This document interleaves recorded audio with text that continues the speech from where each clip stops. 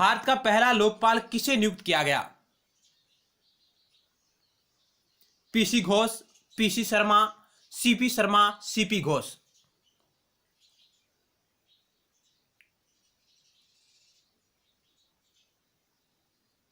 इस क्वेश्चन का option A right होगा, पीसी घोष, जिनका पूरा नाम है पिनाकी चंद्र घोष। पिनाकी चंद्र घोष, जिन्हें भारत का पहला लोकपाल नियुक्त किया गया था साथियों। कब किया गया? इन्हें किया गया था 19 मार्च 2019 को। पिनाकी चंद्र घोष, जिसे पीसी घोष भी कहा जाता है, इन्हें भारत का पहला लोकपाल नियुक्त किया गया था। इसकी दृष्टि से साथियों ये क्वेश्चन बहुत इंपॉर्टेंट है। नेक्स्ट सवाल आपकी स्क्रीन पर रहा, ये नागरिकता संशोधन अधिनियम 2019 निम्नलिखित में से किन देशों के शरणार्थियों को नागरिकता प्रदान करने की बात करता है? साथियों बहुत ही चर्चा में रहा है ये, और ये किन देशों के शरणार्थियों को नागरिकता प्रदान करने की बात करता है? ऑप्शन 4 आपके समक्ष रहे, पाकिस्तान, बांग्लादेश, नेपाल, बांग्लादेश, पाकिस्तान, अफगानिस्तान, बांग्लादेश, श्रीलंका, पाकिस्तान, बांग्लादेश, अफगानिस्तान, श्रीलंका। क्या होगा इस क्वेश्चन का राइट आंसर? आप इसे गैस करिएगा।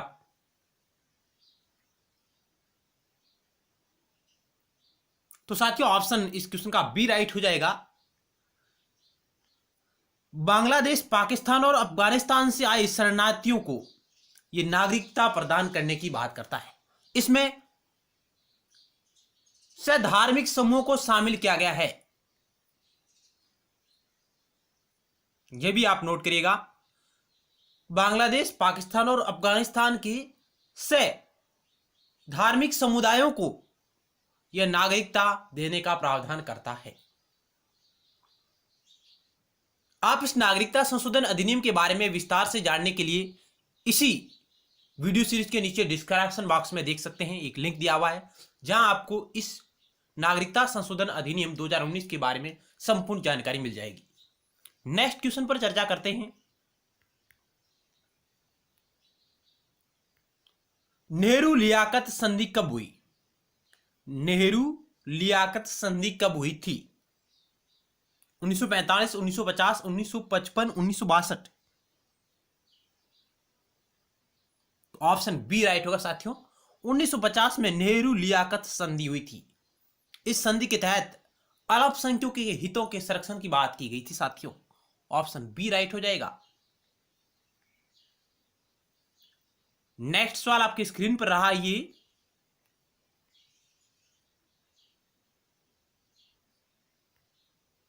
निम्नलिखित में से कौन सा संविधान संशोधन अधिनियम आर्थिक रूप से कमजोर वर्गों की उन्नति के प्रावधान से संबंधित है? यानी आर्थिक रूप से कमजोर वर्गों की उन्नति के प्रावधान से संबंधित है। 101वां संविधान संशोधन अधिनियम, 102वां संविधान संशोधन अधिनियम, 103वां संविधान संशोधन अधिनियम, 104वां संविधान संशोधन अधिनियम। तो क्या होगा इस क्वेश्चन का राइट आंसर? तो साथियों ऑप्शन सी राइट होगा। 103वां संविधान संशोधन अधिनियम है जो आर्थिक रूप से कमजोर वर्गों की उन्नति का प्रावधान करता है। 103वां संविधान संशोधन अधिनियम 2019 यह आर्थिक रूप से कमजोर वर्गों की उन्नति के प्रावधान से संबंधित है, जिसके तहत 10% आरक्षण की व्यवस्था की गई है। नेक्स्ट सवाल,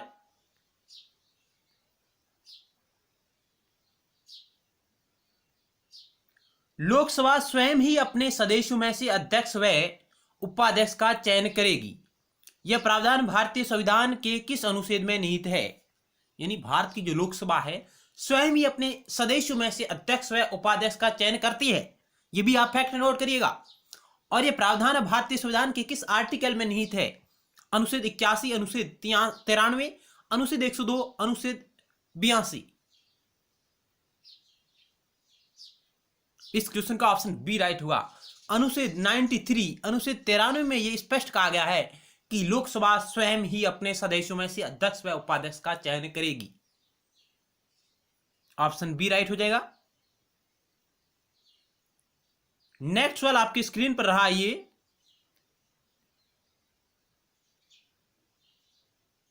यदि भारतीय संघ में एक नए राज्य का सृजन किया जाना है तो संविधान की किस अनुसूची में संशोधन करना आवश्यक होता है? यदि भारतीय संघ में आप एक नए राज्य का सृजन करना चाहते हैं तो संविधान की किस अनुसूची में संशोधन करना होता है?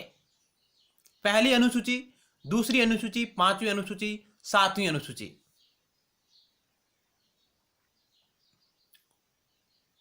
इस क्वेश्चन का ऑप्शन ए राइट होगा, पहली अनुसूची।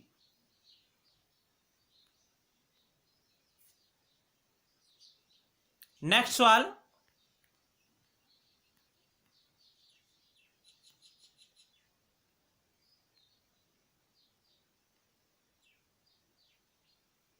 सेवन नंबर आपके समक्ष रहा, भगत सिंह के संदर्भ में निम्नलिखित कथनों पर विचार कीजिए। ये हिंदुस्तान सोशलिस्ट रिपब्लिकन एसोसिएशन के संस्थापक सदस्य थे। दूसरा कथन कह रहा है इन्होंने बीके दत्त के साथ केंद्रीय विधान परिषद में बम फेंका था। उपयुक्त कथनों में से कौन से सही है वो आपको चयन करना है।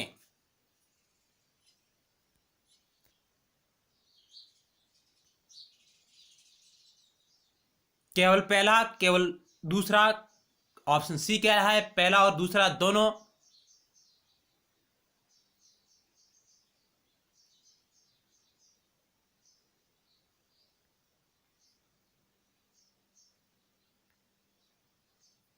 तो क्या होगा इस 7 नंबर क्वेश्चन का right answer? Option C right हो जाएगा साथियों। पहला और दूसरा दोनों सही है, क्योंकि भगत सिंह है जो ये हिंदुस्तान सोशलिस्ट रिपब्लिक एसोसिएशन के संस्थापक सदस्य थे, ये भी सही है। और इन्होंने बीके दत्त के साथ केंद्रीय विधान परिषद में बम फेंका था, ये भी सही है साथियों, दोनों कथन सही है। नेक्स्ट इनसे जुड़े कुछ महत्वपूर्ण फैक्ट हैं, वो भी हम आपके समक्ष लाए हैं।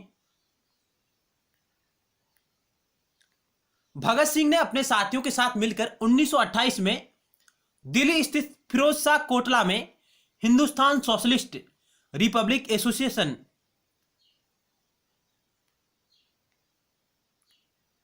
की स्थापना की थी। यानी कब की थी? तो 1928 में दिल्ली स्थित फिरोज शाह कोटला में हिंदुस्तान सोशलिस्ट रिपब्लिकन एसोसिएशन की स्थापना की थी। इस संगठन के सदस्यों ने लाला लाजपत राय पर लाठीचार्ज करने वाले सैंडर्स नामक पुलिस अफसर की हत्या की थी। यानी जो ये हिंदुस्तान सोशलिस्ट रिपब्लिक एसोसिएशन है, इसके संगठन के सदस्यों ने लाला लाजपत राय पर जो लाठीचार्ज हुआ था उसके विरोध में सैंडर्स नामक एक अंग्रेज ऑफिसर की हत्या की थी साथियों। नेक्स्ट फैक्ट आपकी स्क्रीन पर रहा ये, भगत सिंह ने अपने साथी बीके दत्त के साथ मिलकर 8 अप्रैल 1929 को केंद्रीय विधान परिषद में बम फेंका था। ये कथन हमने पहले पढ़ा है कि भगत सिंह ने अपने साथी बीके दत्त के साथ 8 अप्रैल 1929 को केंद्रीय विधान परिषद में बम फेंका था। साथ ही यहां फेंके अपने पर्चे में लिखा था उनका मकसद जान लेना नहीं बल्कि बहरों को सुनाना है। उनमें एक कोटेशन, एक कथन लिखा गया था कि हमारा मकसद जान लेना नहीं है बल्कि बहरों को सुनाना है। इसी घटना के बाद उन पर मुकदमा चलाकर 23 वर्ष की उम्र में उन्हें फांसी दे दी गई थी साथियों। तो ये कुछ महत्वपूर्ण फैक्ट है, आप इन्हें नोट कर सकते हैं। वीडियो को रोककर भी आप आसानी से पढ़ सकते हैं। नेक्स्ट सवाल आपकी स्क्रीन पर रहा ये,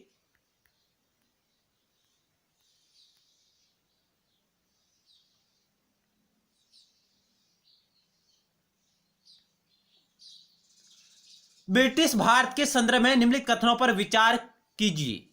यानी तत्कालीन ब्रिटिश भारत के संदर्भ में निम्नलिखित कथनों पर विचार कीजिए। साइमन कमीशन में कोई भारतीय प्रतिनिधि नहीं था। कांग्रेस द्वारा पारित पूर्ण स्वराज के प्रस्ताव के आधार पर 26 जनवरी 1930 को पूरे देश में स्वतंत्रता दिवस मनाया गया था। आजाद हिंद फौज का गठन सुभाष चंद्र बोस द्वारा किया गया। उपयुक्त कथनों में से कौन से सही है?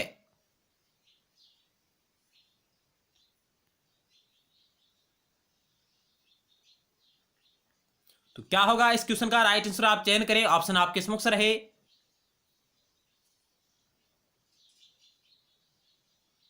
तो ऑप्शन डी राइट हो जाएगा, तीनों सही है। यानी साइमन कमीशन में कोई भारतीय प्रतिनिधि नहीं था, इस कारण भारतीयों ने इसका विरोध किया था। साइमन कमीशन गो बैक के नारे लगाए गए थे। कांग्रेस द्वारा पारित पूर्ण स्वराज के प्रस्ताव के आधार पर 26 जनवरी 1930 को पूरे देश में स्वतंत्रता दिवस मनाया गया था। बिल्कुल सत्य है। आजाद हिंद फौज का गठन सुभाष चंद्र बोस द्वारा किया गया, यह भी साथियों सत्य है। यानी पहला, दूसरा, तीसरा, तीनों कथन है जो बिल्कुल सही है। नेक्स्ट सवाल आपकी स्क्रीन पर रहा ये,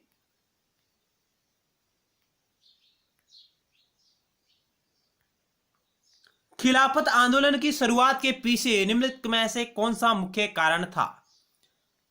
खिलाफत आंदोलन की शुरुआत के पीछे निम्नलिखित में से कौन सा मुख्य कारण था? ऑप्शन ए कह रहा है अंग्रेजों द्वारा खलीफा पर बहुत ही सख्त संधि थोपना, जलियांवाला बाग हत्याकांड, अंग्रेजों द्वारा मुस्लिमों के लिए पृथक निर्वाचन की व्यवस्था को वापस लेना, इनमें से कोई नहीं।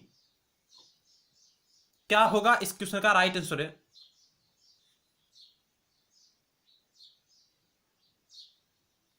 ऑप्शन ए राइट हो जाएगा, अंग्रेजों द्वारा खलीफा पर बहुत सख्त संधि थोपना, यही कारण था खिलाफत आंदोलन की शुरुआत का। ऑप्शन ए इस क्वेश्चन का राइट आंसर है। क्योंकि साथियों 1920 में अंग्रेजों ने तुर्की के सुल्तान खलीफा पर बहुत ही कठोर संधि थोपती थी। यानी 1920 की घटना है जब अंग्रेजों ने तुर्की के सुल्तान खलीफा पर बहुत ही सख्त संधि थोपती। भारतीय मुसलमान भी चाहते थे कि पुराने ओटोमन साम्राज्य में स्थित पवित्र मुस्लिम स्थानों पर खलीफा का नियंत्रण बना रहे, लेकिन जब अंग्रेजों ने इनके ऊपर प्रतिबंध लगा दिया तब वहां खिलाफत आंदोलन की शुरुआत का यह मुख्य कारण बन गया।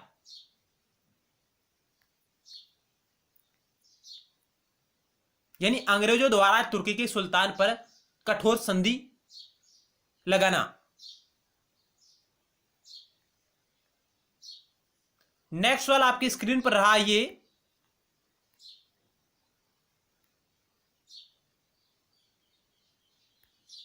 रॉल्ट एक्ट के संदर्भ में लिखित कथनों पर विचार कीजिए। रॉल्ट एक्ट के संदर्भ में लिखित कथनों पर विचार कीजिए। पहला कथन कह रहा है यह कानून अभिव्यक्ति की स्वतंत्रता के विरुद्ध था। दूसरा कथन कह रहा है जलियांवाला बाग में इसके विरोध में एकतर लोगों पर जनरल डायर द्वारा गोलियां चलवा दी गई।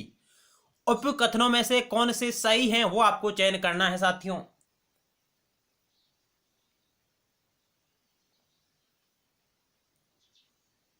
तो इस क्वेश्चन का ऑप्शन सी राइट होगा। पहला और दूसरा दोनों सत्य है। यह कानून अभिव्यक्ति की स्वतंत्रता के विरुद्ध था, बिल्कुल सही है। जलियांवाला बाग में इसके विरोध में एकतर लोगों पर जनरल डायर द्वारा गोलियां चला दी गई थी, दोनों कथन सही है। ऑप्शन सी राइट हो जाएगा।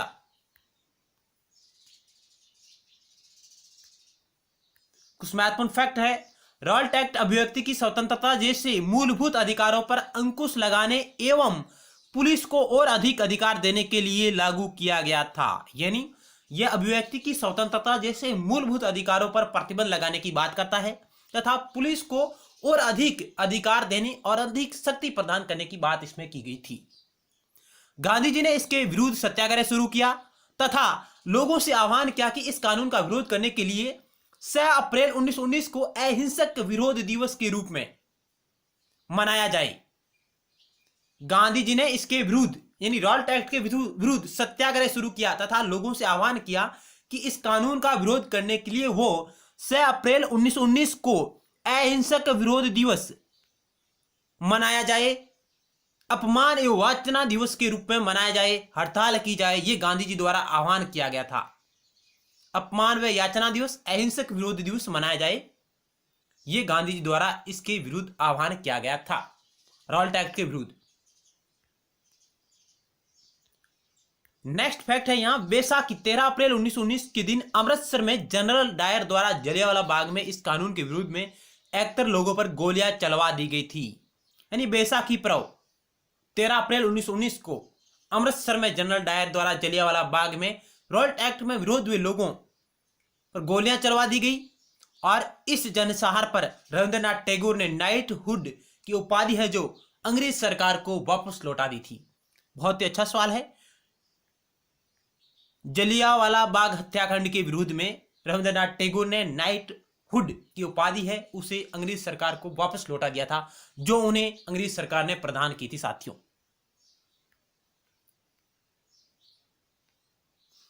तो इस वीडियो सीरीज में हम इतने ही महत्वपूर्ण प्रश्नों पर चर्चा करेंगे। मिलते हैं नेक्स्ट टाइम एक नए टॉपिक के साथ और महत्वपूर्ण सवालों के साथ।